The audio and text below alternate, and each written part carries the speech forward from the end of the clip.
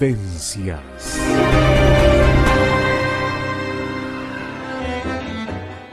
Ya estamos aquí con Nelson Guerra. Muy bienvenido, Nelson. ¿Cómo estás? Buenas tardes, ¿cómo estás tú? Muy bienvenido. Saludos a la audiencia. Bueno, te trajo la primavera. Sí, pasó Santa Rosa, Ahí vino la está. primavera. Y viniste muy primaveral. Estás Sí. muy primaveral, acorde al día. Sí, también es un poco arriesgado, pero igual. No, hay que está vivir muy bien. Hay que peligrosamente. vivir en el filo de la navaja. Exacto.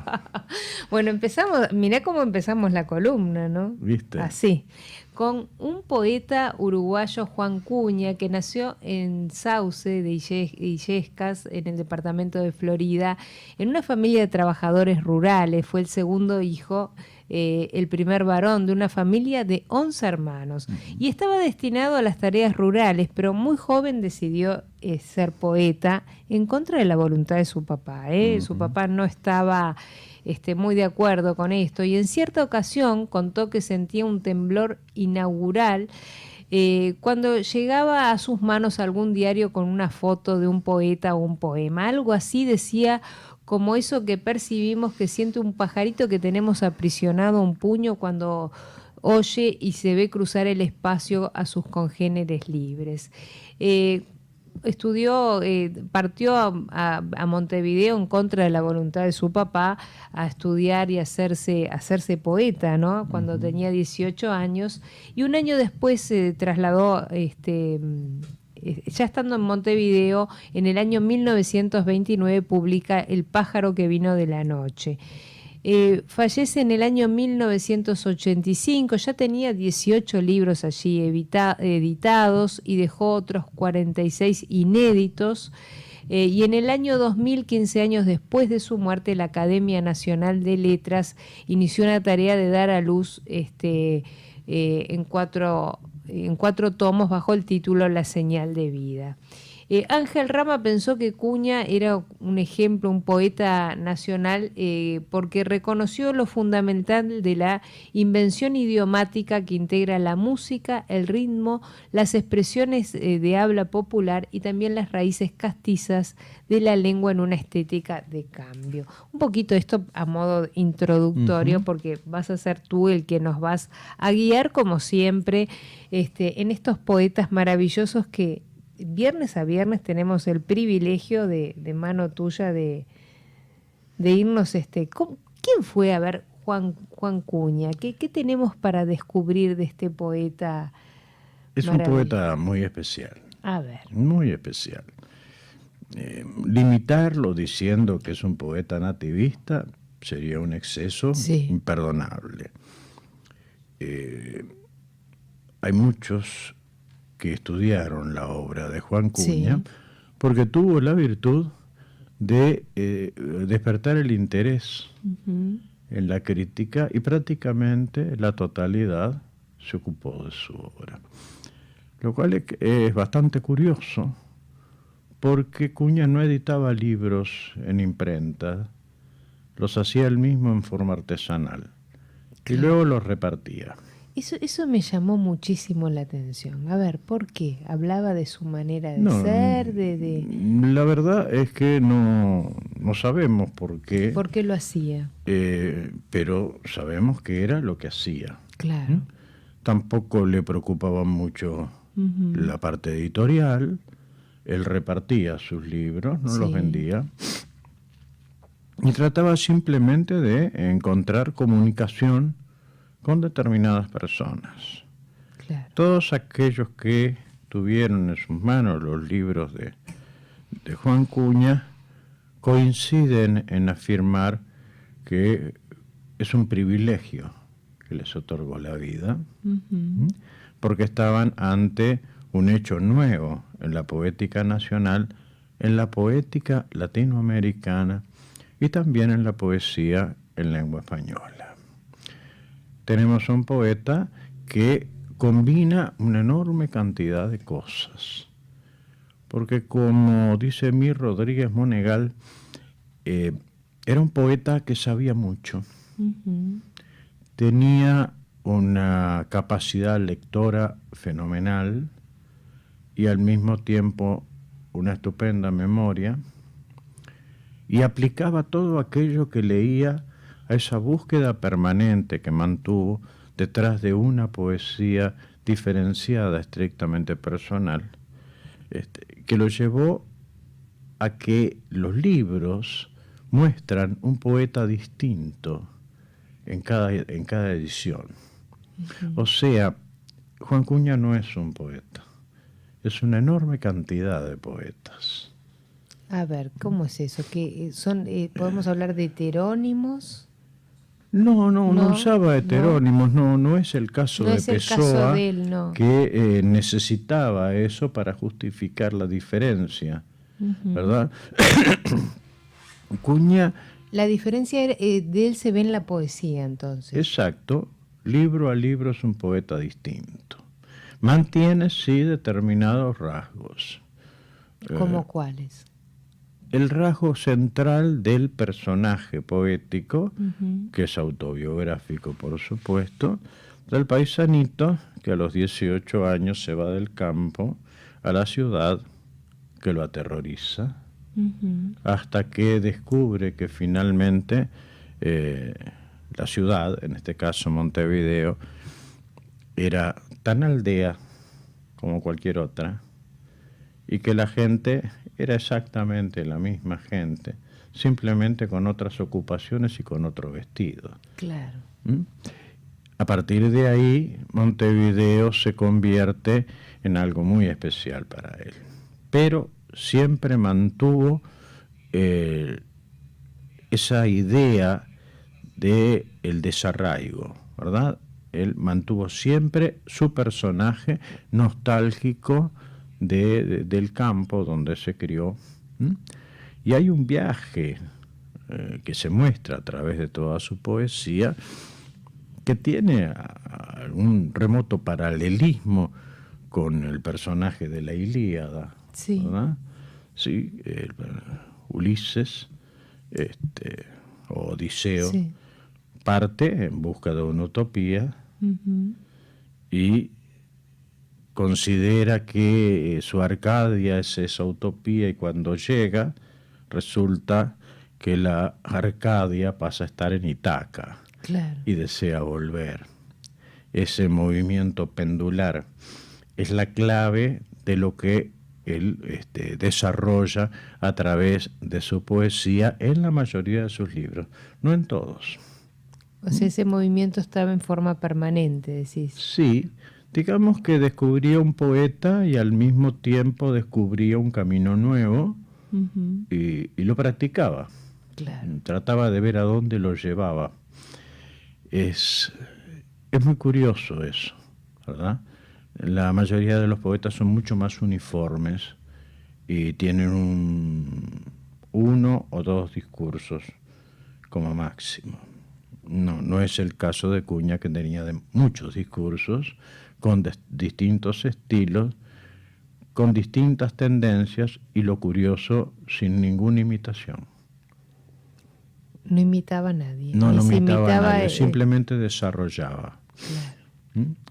Bien, ese poeta obviamente tuvo que interesar a mucha gente. Claro. Es un poeta de la generación de la generación de la independencia, ¿no? Claro. Del 30. Y muchas generaciones tuvieron que ver con él. La anterior y muy especialmente la posterior, la del 45, donde fue apreciado en forma disímil por unos y por otros, por varias razones. La primera era su tendencia al poema formalista. No siempre fue formalista, por supuesto que no, pero tenía tendencia. ¿Qué es? A ver, explícanos qué es tendencia a hacer claro, el poema formalista es aquel que se atiene a la regla de la métrica, de la rima y del acento. O sea que en un tiempo fue formalista, por eso. Sí, transitoriamente, después cambiaba. Cambiaba. Era según cómo se sentía tocado en ese momento. Entonces tenemos libros en el que practica el verso formalista y otros en los que hace cosas totalmente diferenciadas. Claro. Bien, el tema de Cuña es muy original en todos los sentidos, no solamente por el contenido, sino por la diferencia que citaba hace un momento, ¿verdad? Libro a libro tenemos un poeta distinto. Claro. Se reconoce sí al personaje, ese personaje que es nostálgico de su Arcadia rural, uruguaya, en Florida, y luego cómo la traslada a la ciudad y cómo la ciudad lo sacude y lo vuelve solidario con el conflicto, la peripecia humana en épocas que alguna vez fueron de bonanza, claro, y otras fueron sumamente complicadas, especialmente hacia el final de su vida, ¿verdad? Bien, también fue un poeta comprometido. Comprometido con la realidad, social. Y avancista en ese aspecto, especialmente en lo que tiene que ver con la solidaridad entre las personas, ¿no? Bueno. Decía algo respecto a eso que decís él mismo, que respecto a que le preguntaban por ejemplo, en una entrevista si la poesía de él era política, y él decía que en ese o como cualquier otro tema, lo importante es la manera como la poesía demuestra lo que dice. Él respondía a eso, ¿no? Sí. Se ve que comprometiéndose un poco, como decís vos, con la realidad que lo circundaba. Te voy a invitar a hacer una breve pausa. Luego de la pausa quedan abiertas las líneas de comunicación y continuamos con este poeta uruguayo Juan Cuña, acá en Aquel vecino nuestro que escribía en Vivencias. Perfecto. A esa tropa y yo silbando tropel.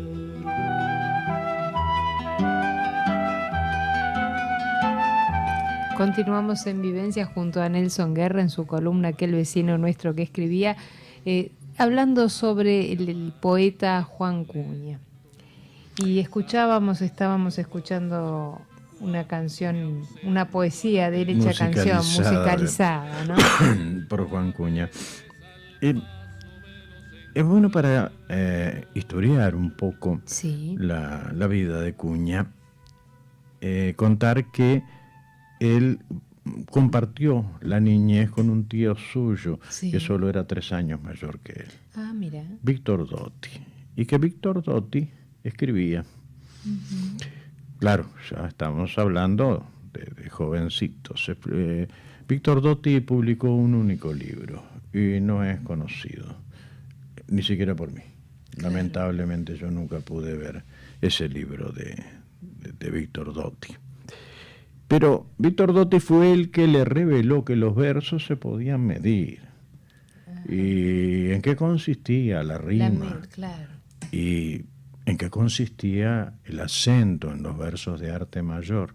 O sea, fue el que lo inició en la poesía formalista. Y eso lo mantuvo toda su vida porque descubrió que la poesía, además de tener un sentido, de transmitir un sentimiento, una sensación, también tiene un sonido.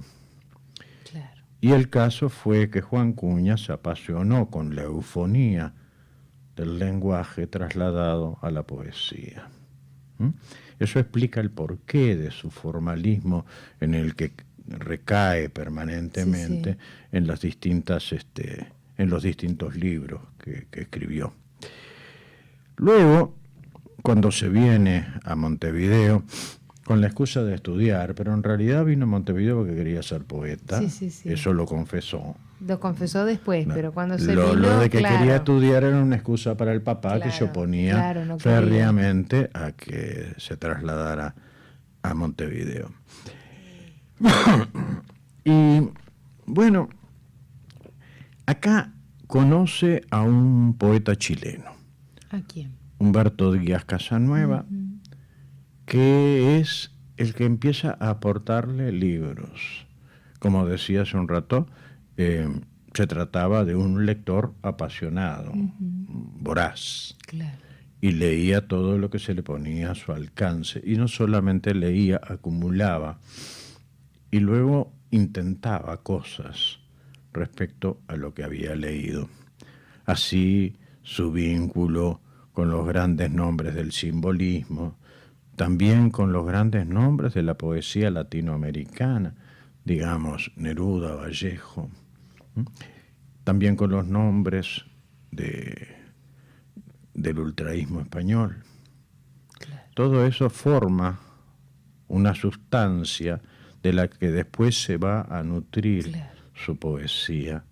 Pero también lo vamos a ver que, de alguna manera, los grandes nombres del barroco tuvieron una influencia notable en él. Especialmente Quevedo, ¿verdad? Francisco de Quevedo y Villegas. Y cuando lo vemos en sus sonetos, porque escribió muchísimos sonetos, la influencia de Quevedo es notabilísima. Mira. Hay versos que parecen escritos por Quevedo. Qué increíble.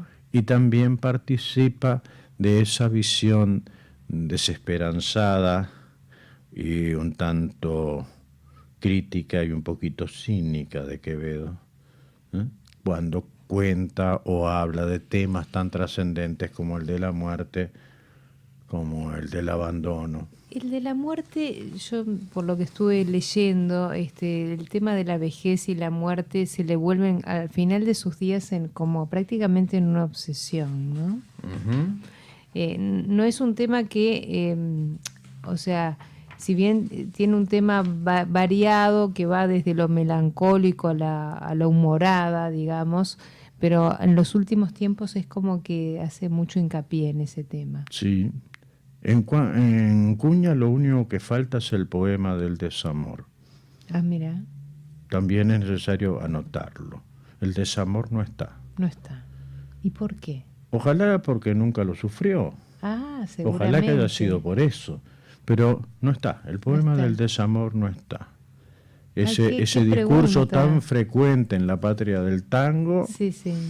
el percanta que me amuraste no está. No está. ¿No? Y yo bueno, celebro le debe haber pero ido lógico, bárbaro. Me parece genial. Vamos a quedarnos con esa imagen mejor, ¿no? Sí, por supuesto. ¿Qué poeta no tiene un poema de desamor? Sí, y además el que no sufrió el desamor lo inventa. Ah, sí. Y sí, ya que estamos. Ya que está, le da. Sí. No, yo pensé que era cierto. Yo me creí que era cierto. Nelson, no me digas esto. No puede ser. ¿Cómo lo va a inventar? Mira, yo en mi taller, tantos años, yo me encontraba con a inventar especialmente muchachitos y muchachitas que venían con unos poemas tremendamente dramáticos de abandono y al borde del suicidio y que ni siquiera habían tenido novio. Ah, no te Hacían puedo práctica creer. de sufrimiento los muchachos para ser poetas. Era como como esta escuela de Pare de Sufrir. Pero... Exacto, algo así. ¡Qué horror! Era. Bueno, en ese error no cayó Cuña. Ay, qué lo suerte. cual ya le da una jerarquía muy especial y lo distancia muchísimo como estatura poética. Muy bien. Acá hay algo a ver. Que dice Domingo Luis Gordoli que me parece notable. Dice, desde entonces, hablando de los años 40, ¿no? Sí. Desarrolla el poeta esa producción de experimentos, tentativas e imitaciones que, si bien hacen un alto en 1951, se continúa como hemos visto hasta hoy. Habiendo tantos Cuñas, cada lector puede elegir el suyo. Hay un Cuña oscuro y torturado, un Cuña exquisito y artificioso, un Cuña profundo y popular, un Cuña aéreo y volatinero. Mirá todos los Cuñas que había. La definición es perfecta, porque uno va leyendo la obra de Cuño y se encuentra con todos estos personajes, con todos estos autores, sí. ¿verdad? Pero nunca se traiciona. Uh-huh. O sea, el personaje que se va del campo, viene a la ciudad y desde la ciudad sufre la nostalgia del campo, sin dejar por eso de amar a la ciudad que lo recoge. Claro. En realidad es un ejercicio de sinceridad que muestra una poesía basada estrictamente en la realidad que lo rodea y despojada de invenciones. No se crea ni sufrimientos ni felicidades, simplemente refleja estadios reales del sentimiento. Entonces, yo quiero leer, para empezar con esto, cómo es que Cuña toma los distintos temas que va a desarrollar en su poesía. Por ejemplo, toma los temas camperos, con un espíritu no gauchesco, ¿verdad?, sino nativista, y escribe cosas sobre lo que siente ante determinadas manifestaciones artísticas propias de la región en la que vive. Así, por ejemplo, escribe esto que titula Guitarreos. Muy bien, escuchamos. Y que está concebido como una canción. Ajá. Guitarreos. Yo tenía una canción. La canción era mi vida. Su pañuelito a lo lejos, la tarde que se me iba, se oyó de la voz el eco, se perdió en la lejanía y después vino la noche sobre los pasos del día. Yo tenía y ya no tengo, ni ya tendré, me decía. Me marcharé antes que sea silencio de abajo arriba, una tarde rayada de garúas. Esto pertenece al libro A eso de la tarde. Del mismo libro tenemos esos pequeños recuerdos en los que retrata un instante de su infancia en el campo. Quiero que adviertan cómo procura trasladar sensaciones ya no solo psicológicas y visuales, sino referidas a otros sentidos, siguiendo la corriente impuesta ya desde el siglo XIX por los simbolistas, ¿verdad? Veamos cómo siente al viento un niño. Ay, qué lindo. Recuerdo al viento aquel como un cuchillo, pero entonces qué gracia era en el tiempo que uno no le hace ascos al destino. Lo recuerdo patente y hoy quién sabe por qué es que la memoria la ha traído. Una tarde de invierno, como tantas, pero hoy viene del fondo del olvido, tantos otoños mismos, legua a legua, a descampado invierno y desabrigo, tal vez de más atrás, de espacio y tiempo, me llegó su humedad, su olor, su frío. Y cada vez que yo leo este poema que me encanta, precioso, yo me recuerdo a mí mismo disfrutando del viento frío. Me crié en Punta Carretas. Claro. Y me iba a la costa. Y claro, si hoy día hago eso, termino en el CTI, pero en aquel entonces yo lo encontraba energizante al viento. Sí, por supuesto que sentía frío, y se ve que lo que recuerda Acuña está muy emparentado a ese recuerdo, ¿verdad? Yo no sentía el viento frío como un enemigo, era como una especie de tónico. Claro, de revitalizante. Claro. Y él lo recuerda con todos sus elementos, ¿no? Con sus olores, con su fuerza, lo recuerda como un cuchillo, y es cierto, ¿verdad? Claro. Uno suele comparar el viento sí, con algo que corta. Sí. Precioso poema. Te voy a invitar a hacer una breve pausa y después de la pausa continuamos aquí compartiendo poesía de Juan Cuña en la columna de aquel vecino nuestro que escribía aquí en Vivencias. Enseguida volvemos.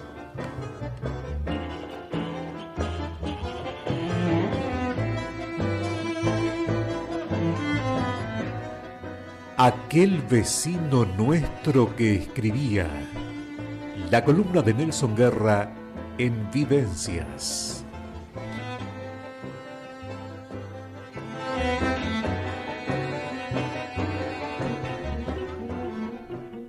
Nuestras líneas de comunicación 098 88 28 28, mensajes o WhatsApp, y las clásicas líneas de Imparcial.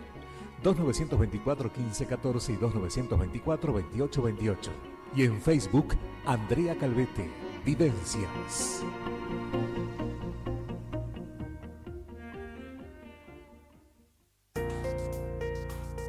Llegó el tiempo de impermeabilizar y pintar los exteriores de casas y edificios. Nos especializamos en fachadas, medianeras, pozos de aire y azoteas. AIE, Arquitectura e Ingeniería de Edificios, 2709-1344. Presupuestos sin cargo. AIE, 2709-1344.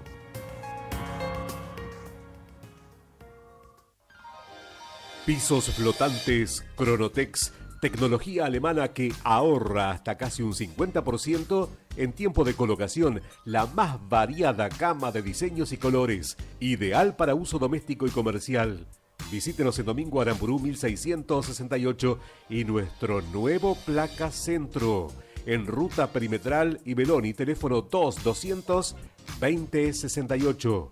Pensó en maderas, pensó en Gavicar.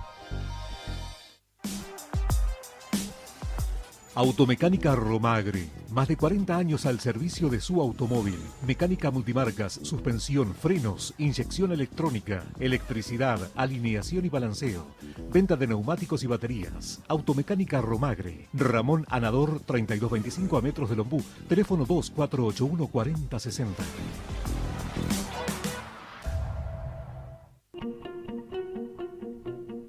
Nuestras líneas de comunicación 098 88 28 28, mensajes o WhatsApp.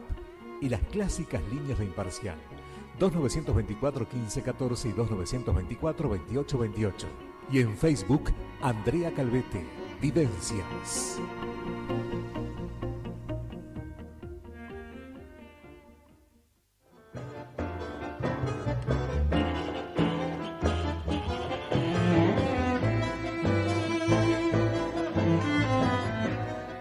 Aquel vecino nuestro que escribía.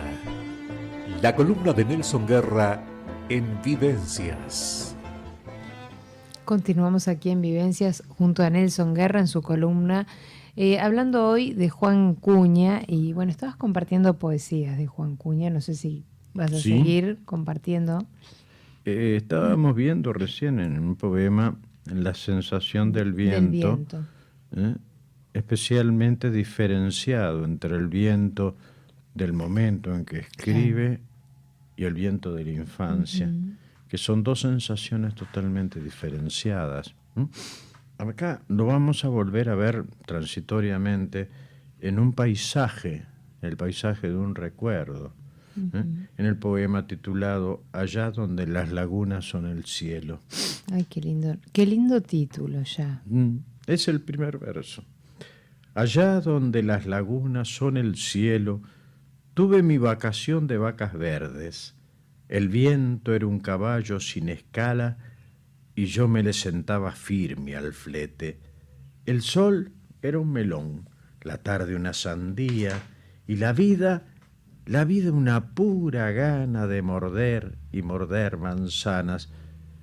Pero de esto hace mucho tiempo. Bien, acá lo tenemos pintado de cuerpo entero, con toda su nostalgia y su paisaje idealizado, totalmente rural. La metáfora es totalmente botánica. Y las vacas eran verdes. Vacas eran verdes, sí. Fantástico eso, ¿no? Por todo lo que contiene el verde, el color botánico con la vaca. Bien. Yo quisiera hablar un poquito también de eso que anunciaba hace un rato, de cómo impacta en él el carácter de la poesía barroca, fundamentalmente la de Quevedo. La de Quevedo que dijiste. Pero vamos a ver que, como dicen todos los críticos que han tratado su obra, él procura mantener permanentemente un lenguaje que le es propio, un lenguaje campesino. Pone palabras que llaman la atención. ¿Cómo cuáles? A ver. Vemos en el poema. Ahí lo vemos. Y después lo analizamos. Esto se llama existir. ¿Qué cosa el solo hecho de vivir, este andar y mirar y más cantar y saber que mañana has de morir, que todo será nada y ya no estar, y oler, ver y beber y preguntar, de milagro en milagro ir y venir, de dónde viene el gozo del decir y cuánto será el día del callar.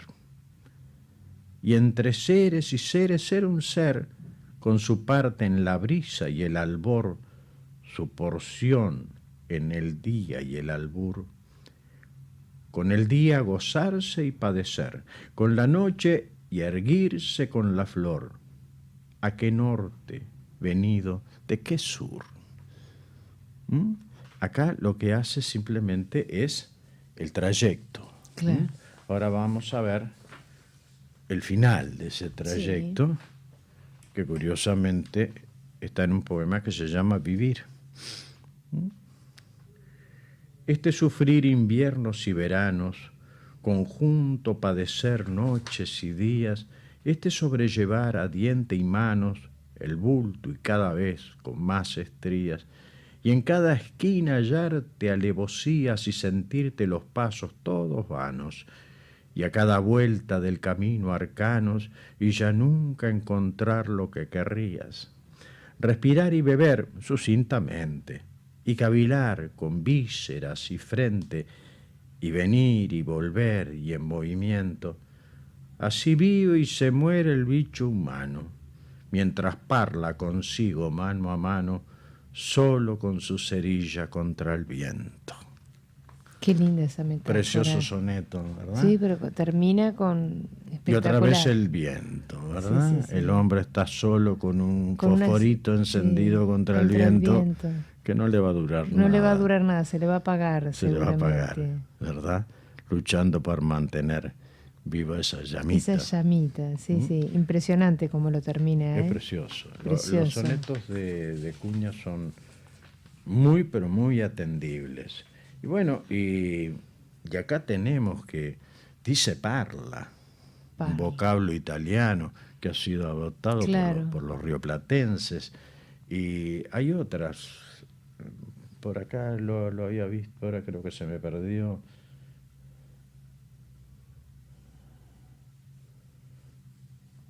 Esas palabras que decíamos que usaba para distinguirse, ¿no? Exacto. En el poema Existir usa esa expresión que coloca el sustantivo mismo de una manera muy curiosa que solamente lo hacemos acá, ¿verdad? Uh-huh. A alguien que le pregunta a otra persona, ¿te parece que esto está bien? Y él responde mismo. Claro. ¿¿Verdad? Es muy característico de acá. Fuera de acá jamás se escucha, ¿verdad? Claro. Y acá lo decía, pero no lo encuentro ahora.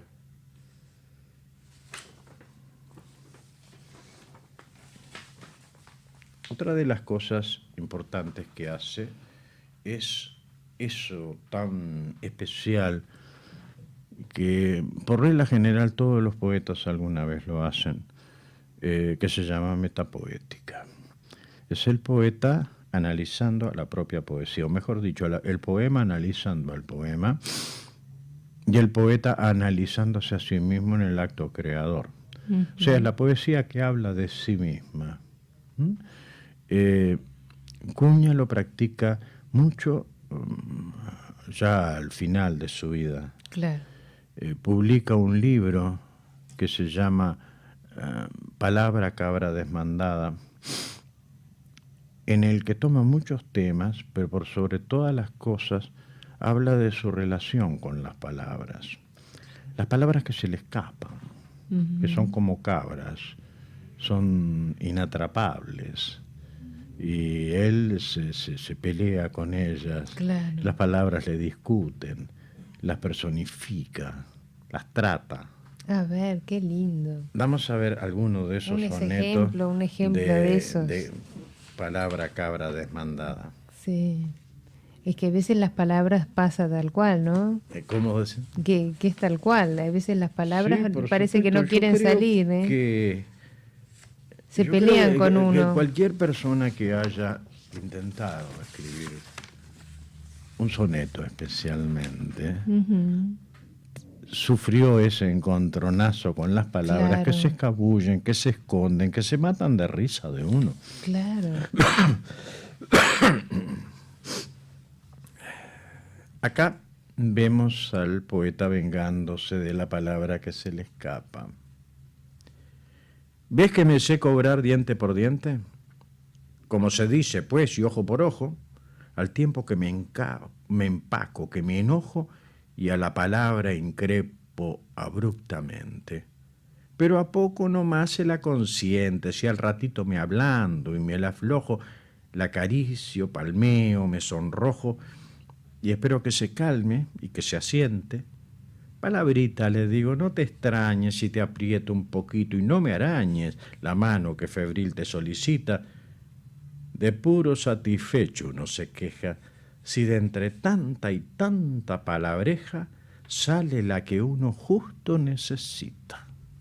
Qué espectacular. Claro, la personificación es magnífica, Claro. o sea, las palabras tienen voluntad propia y se Tienen. presentan si quieren, si no quieren, no se, quieren, esconden, se esconden, y entonces el poeta tiene un problemón. Sí, ¿cuántos poetas te estarán escuchando y les habrá pasado, no? Sí, en cuanto los poetas, espero que vayan a leer Acuña Claro, ahora, sí. para entenderse. Para entenderse y no ir al psicoanálisis directo. Exacto. Bien, vemos otro de estos poemas de palabra cabra desmandada. ¿Cómo hacer para tratar a las palabras, verdad? ¿Cómo ayuntarlas, como Claro, dice él? sí. ¿Cómo se las une? ¿Y cómo se hace para que ellas obedezcan? Claro. Porque son muy Bastante, ariscas. ¿eh? sí. Si todo quede a cargo del vocablo, yo al vocablo me entrego y me confío. Por eso y por lo mismo desconfío de bastarda injerencia cuando hablo. Al decir diablo, salga el mismo diablo. Pase un temblor apenas digas río. Y si repites nieve, corra un frío que tal demanda todo verso en tablo. Palabras, pues, no tengo otro recurso, me las vine eligiendo en el transcurso y a las que traje les arrimo es otras. Aquellas del primer diente de leche, junto con la que salte, la que peche, las mansitas en yunta con las potras. Es toda una clase de poesía este poema, ¿verdad? Porque evidentemente el poema es un contrato con la palabra y la palabra viene si quiere y si no quiere se resiste y si se le discute a la palabra y se la obliga a estar donde no quiere, se arruina el poema. Qué conflicto, es conflictiva. Es un tremendo conflicto. El idioma, como no puede ser de otra manera, está lleno de inteligencia y de sentimiento. Uh-huh. Las palabras actúan por sí mismas y tienen sus parentescos y sus afinidades. Y hay palabras que no se llevan entre sí. A ver, ¿cómo cuáles?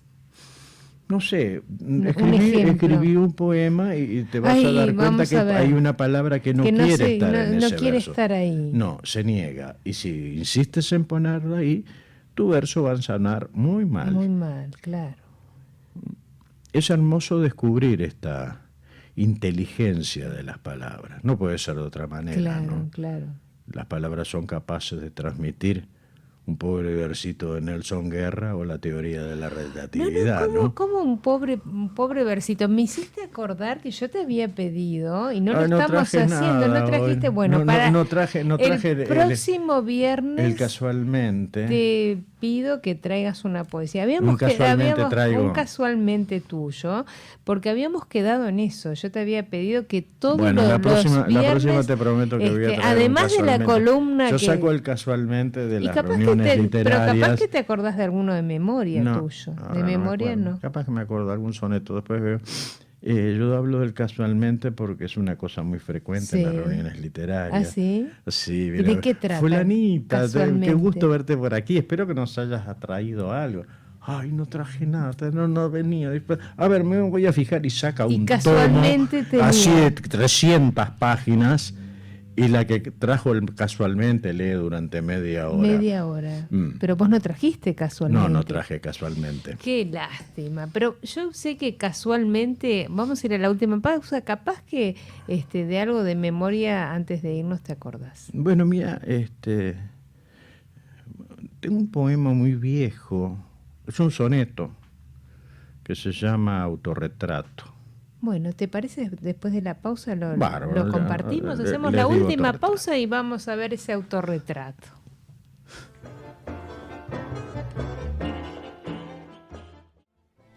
Continuamos, estamos en los últimos minutos junto a Nelson Guerra, compartiendo hoy un poeta uruguayo, Juan Cuña.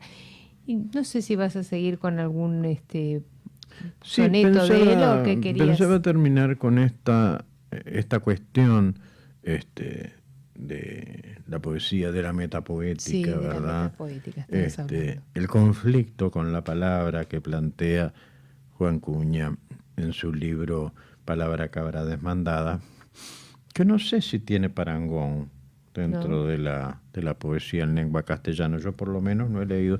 Sí he leído alguna cosita Sí. suelta, más o menos emparentada, especialmente en el periodo barroco, ¿verdad? Donde los poetas necesitaban buscar cosas muy complejas y se enfrentaban con el mismo problema con el que se enfrenta él. Cuña, ¿verdad? Veamos entonces este poema. Es un soneto también. Muy bien. Salgo a ver cómo es que te me alejas. Dicen que no consigo ya encontrarte, que si te busco estás en otra parte, quién sabe entre qué sucias palabrejas. No es que te venga ahora con mis quejas, ni menos me proponga interceptarte, pero eso si quisiera sonsacarte la causa o causas por la que me dejas. Es contigo la cosa, pues palabra sin palabra, loca, cabra, tal lo que dice ahí por el comento. A tu ida atribuyen mi zozobra, y a tu infidelidad, lo sé de sobra, achacarán mi fin cualquier momento. Sí, claro, si te abandonan las palabras se te acabó el poeta. Claro. Porque... Habló de infidelidad. Sí, habló de infidelidad, pero Sí, con la sí, palabra. sí, con ¿no? la palabra. Sí, no, pero no es nada menor que una palabra te sea infiel, ¿no? Es que las palabras para él son totalmente infieles. No están siempre que uno las espera. Y muchas veces Se tranca el tratamos de poema. hacer sinónimos en una lengua tan peculiar como la nuestra, donde los sinónimos, si existen, no son exactamente sinónimos, Claro. ¿verdad? Lo decía, por ejemplo, hace poco que un difunto no es un perro, pero si vamos al diccionario de sinónimos, muerto y difunto son sinónimos, pero no se pueden aplicar de la misma manera, ¿verdad? Claro. Entonces, el poeta se enfrenta con ese conflicto y necesita un conocimiento profundo de la palabra en todo el sentido, Claro. en la polisemia especialmente, o sea, los distintos significados que puede claro. tener una palabra, pero además tiene que encontrar el sonido que necesita. Es el problema que tiene acá Juan Cuña. Claro. No es solamente que la palabra encaje en lo que se quiere decir, sino que suene como tiene que sonar. Sí, ya más difícil ahí, La ¿no? cosa se complica Se mucho, complica. especialmente cuando lo que se está tratando de hacer es un soneto. Mira, hablando de sonetos, A ver, vamos a compartir para te irnos digo soneto. un viejo soneto y después me voy. Bueno, ¿cómo no? Bueno, vamos a empezar a cumplir que viernes a viernes Nelson Guerra, como escritor, como aquel vecino nuestro que escribía, va a compartir algo de su poesía. Bueno, un gusto escucharte. Traté de tener un poco de sentido del humor en eso. Lo escribí hace mucho tiempo, Sí. hace mucho tiempo, décadas. No importa. Y cuántos. se llama Autorretrato. Bueno, te escuchamos. Dice, lo reconozco, soy un anticuado, un formalista de estridencias cautas, soy un ciclista en rutas de astronautas más a destiempo que un reloj parado. Digo en sonetos mi desmelenado sueño que sueña del dios Pan las flautas y ando en alquimias tras las áureas pautas de un viejo verso blanco y olvidado. Y soy en suma bate a transitores. Soy un hambriento de los esplendores, medio Luis XV, medio Made in USA. Y soy sutil amante de fantasmas que va quedando en hueso y ectoplasma, siempre en un tris de pignorar la musa. Qué lindo, Nelson. Bueno, felicitaciones. No, es un cierre maravilloso, ¿eh? ¿Y qué memoria que tenés? Bueno, no, ese lo tuve que repetir unas cuantas veces. Claro, se nota que fue escrito hace varias décadas porque habló de transitores que ya no existen más. Bueno, ¿no? Pero bueno. Pero de las búsquedas personales, quizás es en el camino de poeta y de escritor que seguís. Es que es una tentación muy grande el soneto. Sí, a vos te es gusta una mucho. tentación. Es una tentación. Y cuando uno tiene la satisfacción de encontrar que su soneto quedó bien armado. No sé si dice bien o mal, pero quedó bien armado, como que se envicia, ¿sabes? ¿Ah, sí? Sí, empiezan sí, a sí. surgir otros. Sí. Es como que las palabras empiezan a querer y... Eso, sí. Yo en una cosa que he escrito sobre ¿Vos las escribiste palabras, digo algo que sobre las hay que palabras? seducirlas a las palabras. Sí. Si uno logra enamorarlas, ellas hacen hasta desfiles de modelos para... pero mirá vos. Sí, se portan muy bien. Así que vos las tratás de seducir a las hay que palabras. seducirlas, sí. No, yo digo que el poeta tiene que ser siempre un seductor. Si sí. no es un seductor, está frito. Bueno, pero también no solo con las palabras. El poeta me parece que tiene que ser seductor con el lector, ¿o no? Bueno, mira. O tiene estoy que equivocada, seducir al lector. Primero las palabras, quizás. Sí, pero en primer término las palabras. Uh-huh. Luego tiene que seducir a su propio poeta interno. Mirá, Porque interesante. hay una especie de esquizofrenia en la cuestión de escribir. No, el que escribe no es exactamente el mismo que circula por la calle, compra pan y fideos. No. Son dos personajes distintos, por eso se queda solo y se encierra. Quizás no quiere que lo vean. Qué es una especie de interesante. monstruo en la torre. Pero qué interesante eso. Bueno, yo creo que este fin de semana la gente se pone a escribir, Nelson. Pero es maravilloso lo que nos estás diciendo. Sí. Da ganas de agarrar un lápiz, un papel y que salga el monstruo de adentro. Espero que sí, porque realmente yo me alimento de poesía y quiero que aparezca la nueva poesía. Claro, Siempre pero estoy... estás induciendo. Va a estar lindo el fin de semana. Precioso. Bueno, pero no importa que se vayan a rayo de sol. Una noche estrellada con una brisa primaveral. Estupenda para que salga el monstruo de adentro. Pero por supuesto. Vos, mirá lo que me haces decir, Heraldo, que salga el monstruo que tenemos adentro. Maravilloso, Nelson. Gracias, Felicitaciones. querida. Un placer, como siempre, todos los viernes. Se nos fueron los minutos. Que tengas un excelente fin de semana y muchísimas Tú también gracias. y toda la audiencia. Bueno, muchísimas gracias. Feliz primavera, Feliz porque ya primavera, empezó la primavera. Ya está. Brindemos, no se brinda con agua, pero brindemos por una Salud. primavera, salud espectacular. Muchísimas gracias a Vivencias.